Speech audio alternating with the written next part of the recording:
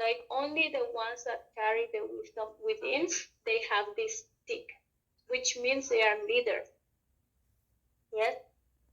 And but it's also the stick where teachers could like raise the attention of you when you are doing something wrong. So having this stick, like in the day of this stick, in this trecena, we come to be very strict. Like the energies will be very strict with us in everything that we do.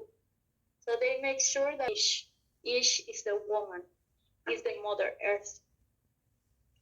So that's why we gather today together, all women here, all these hearts of women being here in this sacred space, sharing the sacred cacao. And Ag is also our careers, our professions, the things that we like doing. So no wonder Cindy is inviting us all to share what is this that we are doing or want to create, or like something like that, that I think she said when she was opening.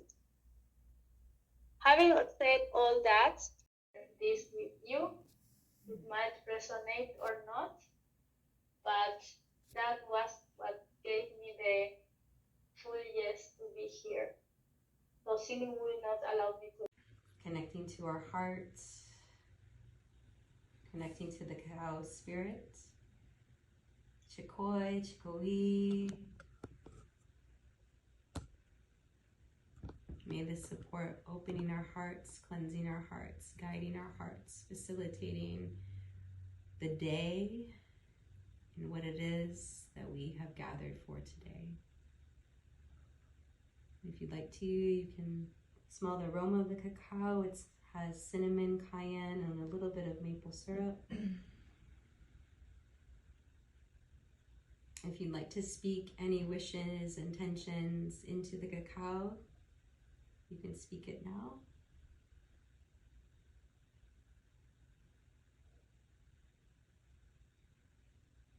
And then when you're ready, have your first sip.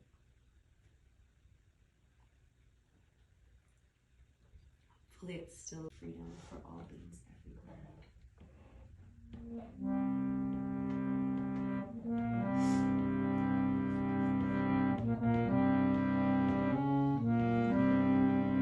Let's do an Om together. Breathe into the deepest part of your heart and your belly.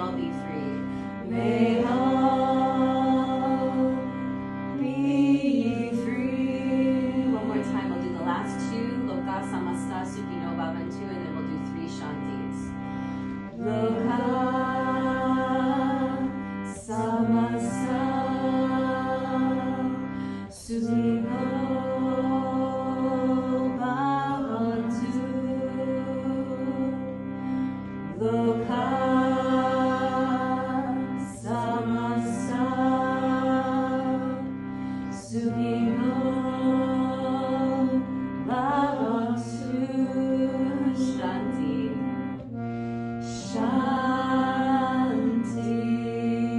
Shanti.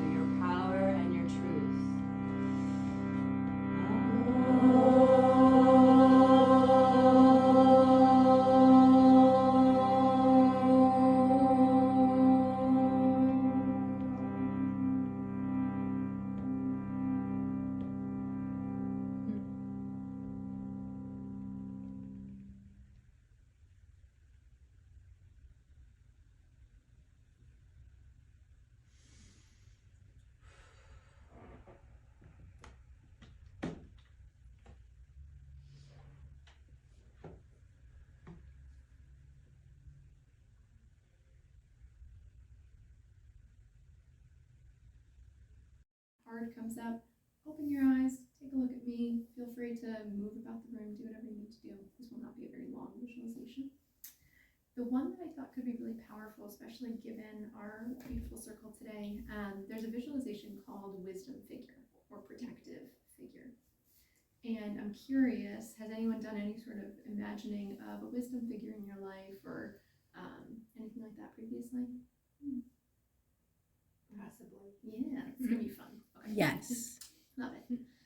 So with that, we're going to imagine, and again, we're going to share at the end, so I'm not going to be asking you to share during, but you can share towards the end of what it looks like for you. I'm going to ask everybody to imagine a wisdom figure. Ideally, it's not somebody that's already in your life, so an imaginary, right? So if you had a really wonderful grandparent, right? I'd ask, don't bring them in, but bring maybe a likeness to them, right? A grandparent-ish figure, or a teacher, imaginary teacher figure. Some folks will go towards those more concrete roles, and then for some folks, it is a goddess or a shape of the divine, whatever that means to them. And we're going to imagine this figure offering wisdom to you and offering some protection for you. Does that feel okay for everybody? Okay. Environment that they are in. Maybe it's a lush forest. Maybe it's on a beach. Maybe they're in your space. Maybe you're in a completely neutral space. Just a color around just the two of you. And notice what it feels like in your body to be in the presence of someone that was created just for you, just to offer some wisdom and some guidance to you. And notice what signals your body is telling you, your body is sending you to tell you that you can trust this person in front of you or this creation in front of you. And if you're noticing those positive signals that your body is sending you, you can begin to slowly tap again. Just noticing everything happening in your body to tell you that this wisdom figure is here to support you. And pause your tapping, take a breath.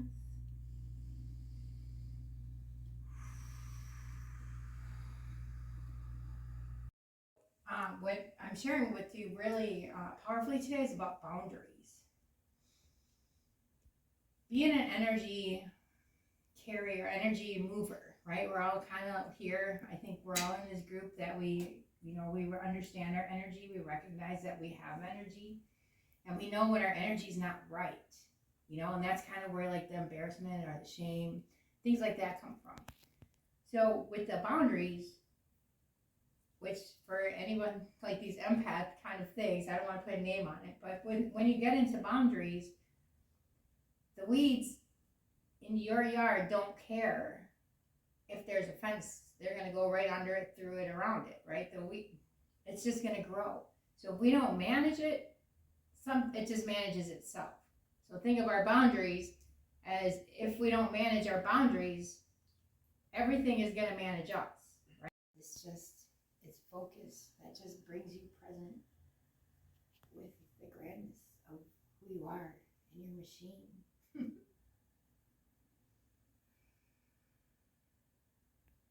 I do readings.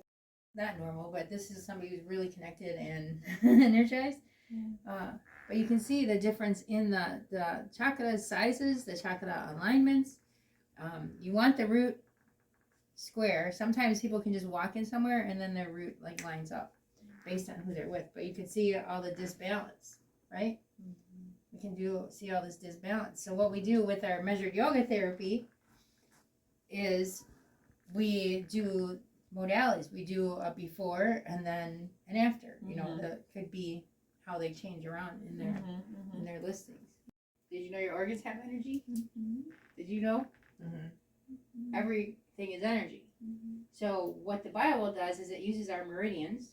It reads it through electrophotonic imaging, which is the fingerprints, and it reports all of the body systems that report to these fingers. And what we get from that is, in my healing, we get to see the organs energy, right? So we can see respiratory system, right? I was at a wedding last night, right? Fog and the fog machines and yelling. But this actually says how much energy that it's inflamed.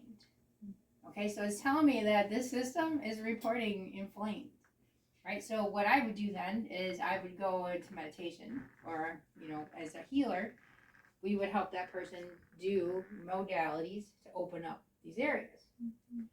All right, so I hear with Cindy is Cindy has bioenergetic devices. Okay, so what can BioWell do? BioWell can say, what does your device do? What is your device impacting on people? What is the purpose of your device, right? Is it doing what you say it's doing? That's what this does. We do it before. We go and have the treatment done. This could be for massage. This could be for Reiki also. And it's for all the devices. So what it does is it shows the before and after of all of these devices. So let's see. This was last week when I was here. And I did yoga and I did the mat. See, this is the corpus callosum. Did you just see the difference that makes? From that. It just opens everything up. Yeah, this is coming in. So these are 3 views of our aura. And all of these report to systems. Body parts removed. And that energy can't flow because those organs manage energy. Everything holds energy in our body and it manages energy. This one's after biocharger. I don't remember who this was. Look at that heart. Oh, I know who this was. And going and looking at a text message can do this. That's how quick we just pop out of our energy. Yeah. Fine, no tickets. Everybody's happy. Got my sage. Behind you, and then we'll try some double time. Then you're binding your arms and you're releasing and holding towards the ceiling, dropping into the scapula and shoulder blades. You're gonna swan dive, do not release if you don't have to. And then you're gonna hold in this position as best you can. Then you'll release and plie, double time. Here we go. It's shoulders and elbows and arms and bind and puff your chest. Bring it to Alasana, go left side, go left, and plie forward, and take it side, and come up, and take the hand, pelvis forward. Then you reach up to the ceiling. Then you release high with the sternum up. Then it's like you can put your hands in your creases if you'd like, as you drop down into the floor, undulating the spine until you straighten the legs. Stay here. We'll find a super powerful ways of building strength in our bodies. So your thinking spiral, that's our first word. And then the next word is crease. Where can you crease? We know we can crease our hips. We know we can crease in the elbow. We know we can crease in an elbow, a hip. We know we can crease even in our neck joint. We know we can crease in our knees. Creasing, what does it mean? Visually, interpretively, we need to crease something, to fold something over. So you're thinking about folding. Maybe it's even some heads. Thinking about all the places we hold tension in our bodies. Whether you even have a ponytail in your hair often, maybe you wear barrettes, maybe your glasses even pinch your temples. There's so many different ways we are unaware of holding tension in just the simple hair follicles that drop out of our scalp. Maybe considering opening your mouth a 1/4 inch. We are not.